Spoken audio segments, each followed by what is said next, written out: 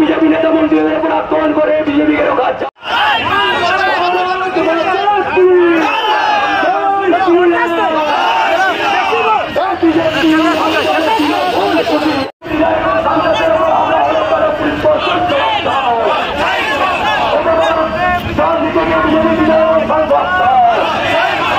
তৃণমূলের থেকে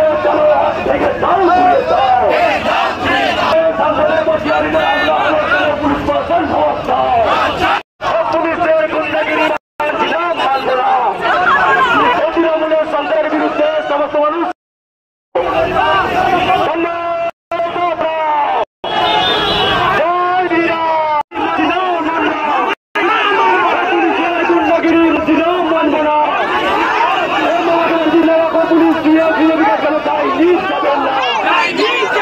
পুলিশের গুন্ডাগিরি মানছি না, মানব না।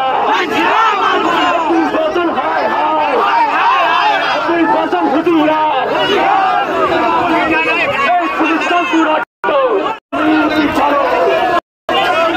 পুলিশের গুন্ডাগিরি মানছি না, মানব না।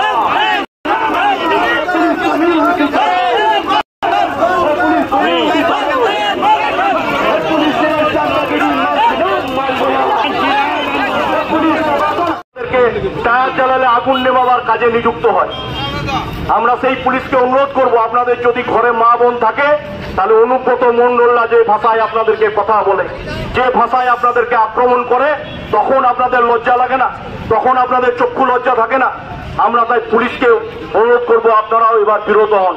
সামনে 26-এর নির্বাচন, মানুষকে গণতান্ত্রিক পদ্ধতিতে ভোট দেওয়ার ব্যবস্থা করতে হবে। এসআইআর হবে, ভোট যদি করাতে হয় বাংলায় মুখ্যমন্ত্রীকে এসআইআর করাতে হবে। No SIR no vote. আমরা বিরোধীরা এই পুরো নাম বিরোধীদেরকে বাতিল করতে হবে। আর এসব নিয়ে যখন ভারতীয় জনতা পার্টির কার্যকর্তারা ব্যস্ত, তখন আমাদের নেতৃত্বের উপর আঘাত খেলে যারা মনে করছে বিজেপিকে ঘর ঢুকিয়ে দেবো, তারা মূর্খের স্বর্গে বাস করছেন। আমাদের যত মারবেন বাড়বো তত আমরা সেই আগ্রাসী ভূমিকা নিয়ে এরপর রাজনৈতিকভাবে আন্দোলনে নামার জন্য প্রস্তুত হয়েছি। দীর্ঘক্ষণ মানুষকে সমস্যার মধ্যে পড়তে হয়েছে, এটা আমরা অস্বীকার করি না, কিন্তু আমাদেরও কিছু করার নেই। রাস্তায় রাস্তা দেখাবে। মমতা বন্দ্যোপাধ্যায় এই বাংলায় ৭৬ দিন বন্ধ করেছিলেন, একটানা ২৪ দিন অনশন করে সিঙ্গুরের এনএইচের মতন রাস্তাকে অবরুদ্ধ করেছিলেন। মমতা বন্দ্যোপাধ্যায় ক্রমশই বাংলাটাকে পিছিয়ে দিয়েছে। মিনি বাসের মতন কন্ট্রাক্টর যেমন বলে পেছনের দিকে যান, পেছনের দিকে যান, রাজ্যটাকে আস্তে আস্তে মমতা বন্দ্যোপাধ্যায় মিনি বাসের কন্ট্রাক্টরের মতন তৈরি করেছেন, রাজ্যটাকে পিছিয়ে দিয়েছেন। শিক্ষাক্ষেত্র, শিল্পক্ষেত্র, কর্মক্ষেত্র সর্বত্র একটা ধ্বংসে পরিণত হয়েছে। ৮,০০০-এর বেশি স্কুল বন্ধ হয়ে গেছে বাংলায়। এখানে কোনো ব্যবস্থা নেই, এখানে শুধু একটাই ব্যবস্থা চলছে, পুলিশ মাল তুলবে আর পিসি ভাইপোর কাছে ক্যামা স্ট্রিটের অফিসে পৌঁছে দেবে।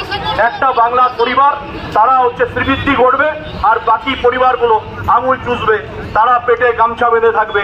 এই ব্যবস্থা চলবে না। যেখানে অন্যায় আমরা সেখানেই প্রতিবাদের সরব হোক। দুর্গাপুজোর আগে পর্যন্ত এখনো দুর্গাপুজো পেরিয়ে গেছে, বহু শ্রমিকরা এখনো কারখানার বোনাস পাননি। আমরা সেই দাবিতে গোপালপুর শিল্প তালুকে করেছি, আমরা এরপর সবরভাঙা শিল্প তালুকে এই আন্দোলনের ডাক দেব। একটা শ্রমিককে এখনো পর্যন্ত, দীপাবলি আসছে, তারা কেউ বোনাস পায়নি, অ্যাডভান্স পায়নি। কেন শ্রমিকদের অ্যাডভান্স বোনাস দেওয়া হচ্ছে না সেটা প্রশ্ন করুন তৃণমূলের নেতৃত্বকে, কেউ একটা উত্তর দিতে পারবে না। বলবে ওদের চোর কমিটির নেতা রাজ্যের ঋত